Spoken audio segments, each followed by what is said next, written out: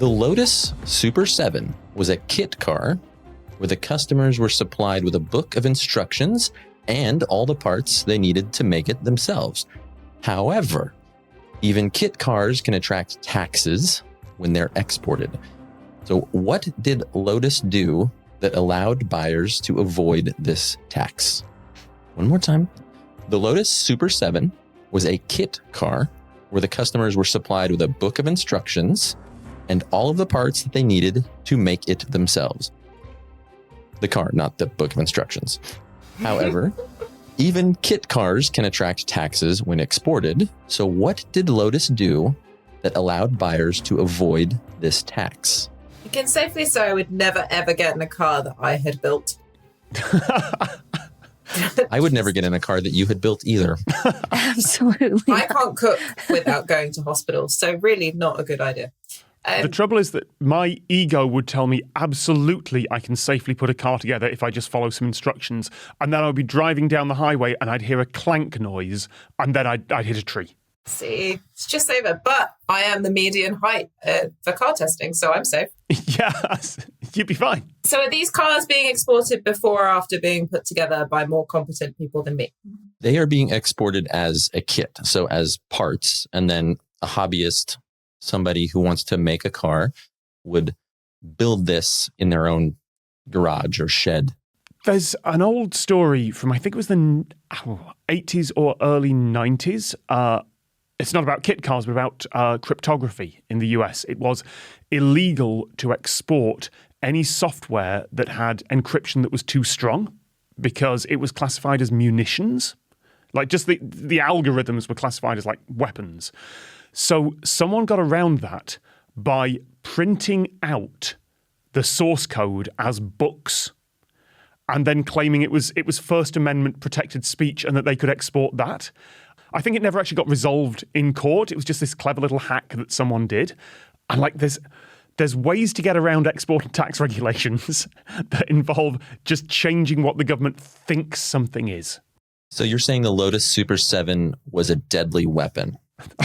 I don't know how fast it goes. I mean, I've hung out with anti-car enthusiasts. Like any car's a deadly weapon if you just point it in the wrong direction. I mean, particularly this one that's being built by someone who's not a professional car builder.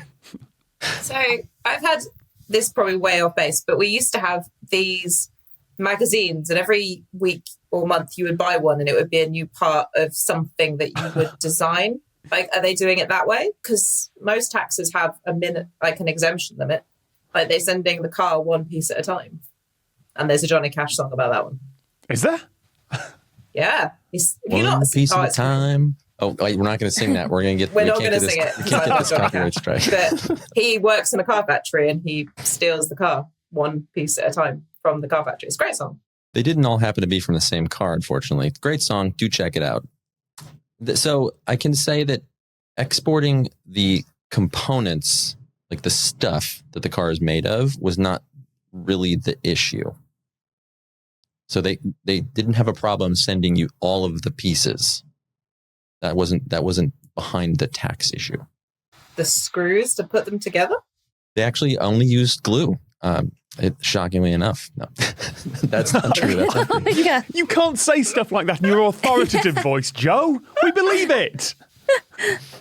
This is one of the tricks of science. If you just say something authoritatively enough, unfortunately, people will believe it. Thank you, Replication Crisis. Is it something with how the parts were classified rather than calling them car parts, for example? Maybe it was just called, here's a stack of metal with a book. You can't tax that this time because we don't tax metal. They definitely still viewed the box of things that could become a car as a car. So that's what led to the issue of it being taxed as an export. So it's still a manufactured thing because you wouldn't be like carving out your own engine. You're getting like a bunch of individually manufactured things that you have to put into a super manufactured thing. Tax authorities tend to be very good at dealing with both the letter and the spirit of the law at the same time somehow.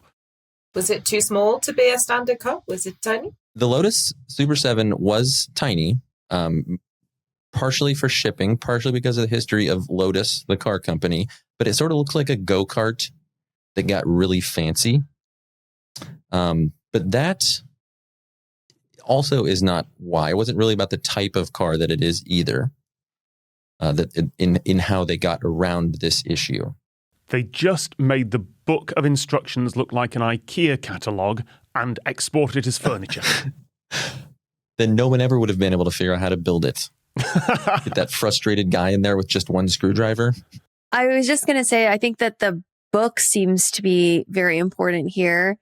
Does that qualify it as a toy or an educational tool instead of recreational? You are on the right track thinking about the book, the instructions in how this problem was solved. So Tom said about IKEA. IKEA doesn't have any words in theirs to make it multilingual. So there weren't instructions. I'm probably going way off randomly. Or maybe they did the exact opposite. Maybe it's written in the form of a novel, and novels and publications are not taxed. And you just have to read this horrible romance novel that conveniently includes all the instructions required to assemble a Lotus. There's a couple things in there that you said, Tom, that are not entirely accurate to this situation. That's a very polite way of saying no. These weren't difficult. Like, they were, a technical person could follow these like any other instructions. If they knew how to deal with this specific set of instructions. But they weren't written in the same way as a normal set of instructions. So Tom is on the right lines, but it's not a romance novel about cars. I guess you could say they weren't assembly instructions. Were they game instructions? And this is a big game? I mean, it would take a lot of effort to build it using this method. You would have to play around a little bit. They're disassembly instructions and you have to follow them in reverse? Tom Scott, you are correct. They got around the issue with the greatest technicality in history by sending disassembly instructions so that you would have to read the instructions backwards in order to build the car. I can't imagine being able to afford a Lotus, purchasing it, having to put it together myself in reverse order from the instructions. This is awful. I don't think I want this car.